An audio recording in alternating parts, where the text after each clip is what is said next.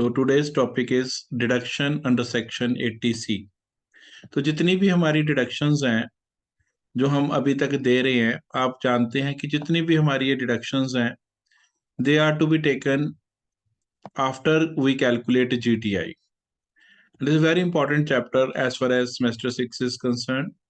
हम पहले income from salaries calculate करते हैं, फिर income from house property calculate करते हैं, फिर business income, capital gain, other sources, फिर क्लबिंग एंड सेट ऑफ पे प्रोविजन लगाते हैं। तो we lead to GTI। GTI में से हम डिडक्शन देते हैं 80C टू 80U। और कोई भी आपने डिडक्शन देनी है तो आज हम 80C की बात करेंगे। तो कोई भी आपने डिडक्शन देनी है तो उसकी हमें चार चीजें बड़ी इंपॉर्टेंट पता होनी चाहिए। एक तो अंडर सेक्शन क्या है, जैसे है under section 80C, this deduction is given under section 80C। Number two, in what respect it is given. Number two ये है, this deduction is in respect of deposit in certain saving scheme, long term savings and investments. Third number पे, this deduction is allowed to individual and HUF। और जो आपने deposit करना है, जो saving scheme में पैसा लगाना है, अगर इंडिविजुअल की बात करें तो वो अपने नाम पर ले सकता है, सेल्फ के नाम पर, अपने स्पाउस के नाम पर, और चाइल्ड के नाम पर। चाइल्ड वेदर डिपेंडेंट और dependent, married, unmarried, minor, major, कोई फर्क नहीं पड़ता। एंड लास्टली, अगर HUF लेना चाहता है तो HUF can be in the name of any member of the HUF। और दूसरी बड़ी इंपॉर्टेंट चीज है इसमें, the amount must be deposited during our previous year. Our previous year is 21-22। तो जो डिपॉजिट करना है that should be between 1 April 21 to 31 March 22 के बीच में होना चाहिए। अगर इससे बाहर आपने डिपॉजिट करा दिया तो that will not qualify for deduction under section 80C। और नंबर 4, अमाउंट ऑफ डिडक्शन पता होनी चाहिए। मैंने कहा था चार चीजें पता होनी चाहिए, कौन सा सेक्शन है, किस लिए है, किसको मिलेगी, कितनी मिलेगी। अमाउंट ऑफ डिडक्शन, जितना टोटल अमाउंट डिपॉजिट कराया in certain eligible saving schemes, और ₹1,50,000 whichever is less is allowed as deduction. अब जो सबसे इंपॉर्टेंट चीज है कि मैं जमा किस में करा सकता हूँ, जो एलिजिबल स्कीम्स हैं गवर्नमेंट ऑफ इंडिया की, वो कौन सी हैं जिसमें मैं पैसा जमा करा सकता हूँ। तो आप स्क्रीन पर देख रहे हैं, सारे प्रोविडेंट फंड क्वालिफाई करते हैं। स्टैट्यूटरी प्रोविडेंट फंड में पैसा जमा कराओ, रिकॉग्नाइज्ड में कराओ, सुपर एनुएशन में कराओ, GPF में कराओ, EPF में कराओ, all are part of the statutory provident funds. PPF में कराओ, जितना मर्जी पैसा जमा कराओ, आपको डिडक्शन मिलेगी। मैक्सिमम डिडक्शन 1.5 लाख तक की मिलेगी। मैं अगर 2 लाख भी जमा करा दूंगा किसी भी प्रोविडेंट फंड में तो भी डिडक्शन मुझे 1.5 लाख की ही मिलेगी। हाँ, इसमें ध्यान एक रखने वाली चीज है, एक तो URPF नहीं होना चाहिए, अनरिकॉग्नाइज्ड प्रोविडेंट फंड नहीं होना चाहिए। और दूसरा, एम्प्लॉयर की कंट्रीब्यूशन की डिडक्शन नहीं है, सिर्फ एम्प्लॉय की कंट्रीब्यूशन है, इंडिविजुअल जो मैंने जमा कराया। अगर मेरी रिटर्न जा रही है तो जो पैसा मैंने डिपॉजिट कराया उसकी डिडक्शन है, एम्प्लॉयर की कंट्रीब्यूशन की कोई डिडक्शन नहीं मिलेगी, URPF की कोई डिडक्शन नहीं मिलेगी। दूसरा, प्रोविडेंट फंड के बाद LIC प्रीमियम। LIC प्रीमियम आपने पे करा, यहाँ पर हमने लिखा किसके लिए कर सकता है, on the lives of himself, wife, children. कौन से children, dependent, independent, minor, major, married, unmarried, all are eligible. और जो पॉलिसीज 1 अप्रैल 2012 से पहले ली हैं उनके लिए है 20% ऑफ द सम एश्योर्ड और actual premium paid whichever is less. Policies taken after 1 April 2012, 10% of sum assured और actual premium paid whichever is less. Same है, लेकिन 1 अप्रैल 13 से जो फिजिकली हैंडीकैप्ड है उसके लिए एक लिमिट बढ़ाकर 15% कर दी है। वो याद रखने की इतनी ज्यादा जरूरत नहीं होती, लेकिन फिर भी एक्ट ने प्रोविजन दिया है। आगे चलते हैं हम। फिर cumulative time deposit of the post office. Post office में हमने FD खोल दिया है या किसी बैंक में FD खोल दिया है, तो वो जो पैसा FD में डाला है उसकी भी हमारे को डिडक्शन मिलेगी। Unit linked insurance plan, ULIP कहते हैं शॉर्ट फॉर्म में, ULIP, unit linked insurance plan में पैसा जमा कराया, NSC में पैसा जमा कराया, प्लस जितना इंटरेस्ट अक्रूड ऑन एनएससी है, एट्थ इशू चल रहा है आजकल, interest accrued on eighth issue, ये एक ऐसी आइटम है, interest accrued on eighth issue, NSC eighth issue, जो इनकम फ्रॉम अदर सोर्सेज में भी आता है एज वेल एज एटीसी की डिडक्शन भी मिलती है, क्योंकि ये पैसा मुझे मिला नहीं है, it is added to my fund, it is reinvested. फिर amount deposited with National Housing Bank under eligible schemes. Then कोई भी हमने लोन लिया है, किसके लिए लोन लिया है? कंस्ट्रक्शन ऑफ हाउस प्रॉपर्टी के लिए, परचेज ऑफ हाउस प्रॉपर्टी के लिए। तो जो उसका प्रिंसिपल अमाउंट रीपे करूंगा, जो भी उसका प्रिंसिपल अमाउंट रीपे करूंगा, उसकी हमें इसकी डिडक्शन मिलेगी। I will get A deduction for that. तो हमें उसकी डिडक्शन मिलेगी अंडर सेक्शन 80C, जो प्रिंसिपल पे किया है। जो मैं दूसरा अमाउंट पे करूंगा, दैट प्रिंसिपल अमाउंट के अलावा जो मैं इंटरेस्ट पे करूंगा, उसकी डिडक्शन 24C में मिलती है, यहां पर उसकी डिडक्शन नहीं मिलेगी। देन जितने भी एलिजिबल रेजिडेंशियल हाउस प्रोडक्ट है, उनके ऊपर जितना भी पैसा हम जमा कराएंगे, उसकी डिडक्शन मिलेगी। Amount deposited by the government employees under deferred annuity scheme, ये इसकी भी डिडक्शन मिलेगी। एन्युटी प्लान्स में जितना पैसा जमा कराएंगे, उसकी मिलेगी। Equity linked saving scheme ELSS में जितना पैसा जमा कराएंगे, उसकी डिडक्शन मिलेगी।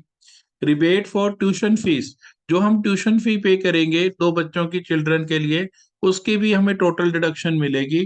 Tuition fee paid for any college, school, university, any pre nursery, something like that. जो पब्लिक सेक्टर एंटरप्राइजेस हैं, उसमें पैसा जमा कराएंगे तो भी हमें डिडक्शन मिलेगी।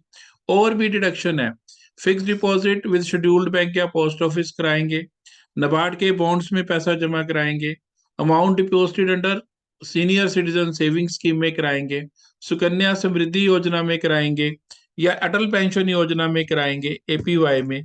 तो जितना भी पैसा हम ये जमा कराएंगे, सारी हमारी एलिजिबल स्कीम्स है।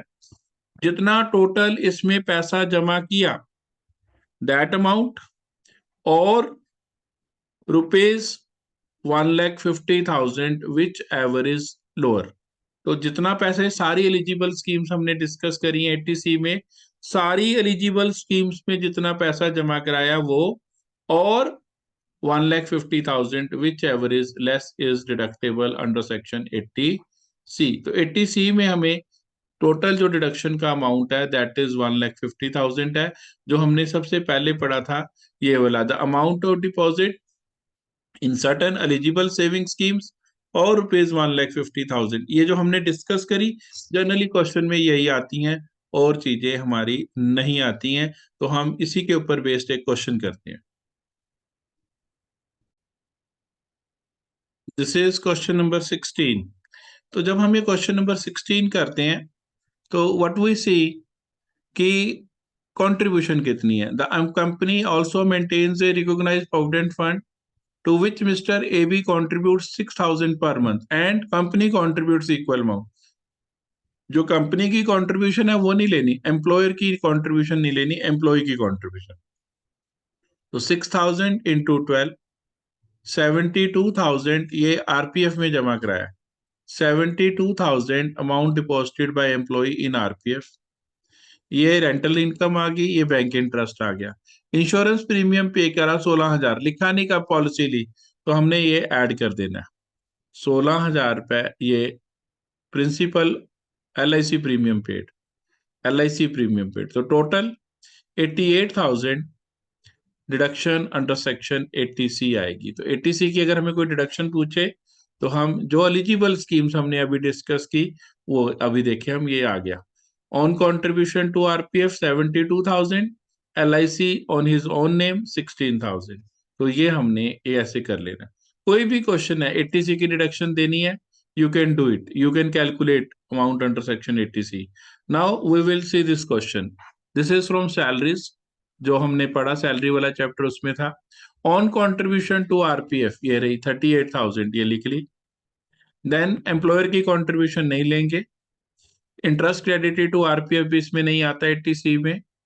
जो LIC premium, he had 2 life insurance policies, 90,000 थी, 90,000 का 10% 9,000 और 8,200, विच एवर इज लेस, तो 8,200 ले लिया। दूसरी पॉलिसी 20,000 की है, 20,000 का 10% और 1800 on the name of our wife, that is 1800, ये भी जोड़ लिया तो इट इज 48,000। तो ये 80C का अमाउंट आ गया, बस इतना ही था। तो ये हमारा 80C आ गया। दूसरा क्वेश्चन देखिए, 38 क्वेश्चन, ये भी सैलरी वाला क्वेश्चन। अगर हमें इसकी 80C का अमाउंट निकालना है तो अब हम इसको कैलकुलेट कर लेते हैं यहीं पर ही ऑन द स्क्रीन इटसेल्फ। तो ऊपर से तो कोई उसने जमा नहीं कराया पैसा। Then he and his employer's contribution to RPF 14% of salary. तो सैलरी मीन सैलरी वन लेंगे, तो इसमें तो सैलरी वन 450 ही है। 4,50,000 का 14%, अगर हम इसका 14% निकालेंगे, employee's contribution to RPF, it is 4,50,000 का 14%। तो अगर हम इसको कैलकुलेट करते हैं,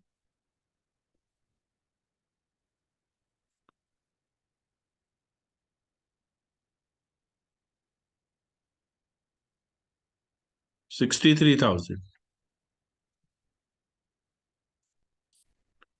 45,000, 4,50,000 का 14%, it will be 63,000। Then next is हमारे पास जो आएगा, insurance premium paid by him on his own life 16,000, sum assured is 2 lakh, तो 2 लाख का 10%, 20,000 और 16,000, विच एवर इज लोअर, ये आ गया हमारे पास। He got insurance policy in 2006, तो 20% हो जाएगा, क्योंकि 1 अप्रैल 12 से पहले है। तो 2 लाख का 20% 40,000 हो गया। On the life of his wife premium is 6,000, 6,000 का 60,000 सम एश्योर्ड है, तो ये भी हमारा हो गया। तो अगर मैं इन सारों को जोड़ लेता हूं तो it will B 85,000। This is deduction under section 80C। तो हमने हर बार 80C की डिडक्शन निकालनी है। इसमें दो ही पॉइंट थे, सिर्फ एक ये और एक ये employer and employ contribution to RPF. तो every time you can calculate it, कोई दिक्कत नहीं, कोई प्रॉब्लम नहीं। You can redo it in all the questions. सारे क्वेश्चंस में 80C आती है, चाहे आप सैलरी वाले क्वेश्चन से करना चाहें वहां से कर लें, अपने वाले इस बुक से करना चाहें, तो हर एक में 80C की आपको अमाउंट कैलकुलेट करनी है। अब इसकी बात कर लेते हैं। His own contribution to RPF 58,800, LIC premium paid 15,000, चाहे एम्प्लॉयर पे करे चाहे एम्प्लॉय पे करे, ये दोनों लेते हैं। देन ये वाला, he has insured his own life and the life of his wife 12,000, ये भी ऐड हो जाएगा। Then 20,000 in ELSS, 30,000 in PPF, तो 30 और 20 50, 108, 108 and 135,800 total. तो it is deduction under section 80C। तो ये हमने सारी की सारी टोटल जोड़कर हमारी 1,35,800 की ये डिडक्शन हमें मिलेगी। तो ये हमने हर बार हर क्वेश्चन में ऐसे ही निकालनी है। There is no hard and fast rule, बस वो याद कर लेनी है कौन सी चीजें इसमें हमारे को आती हैं।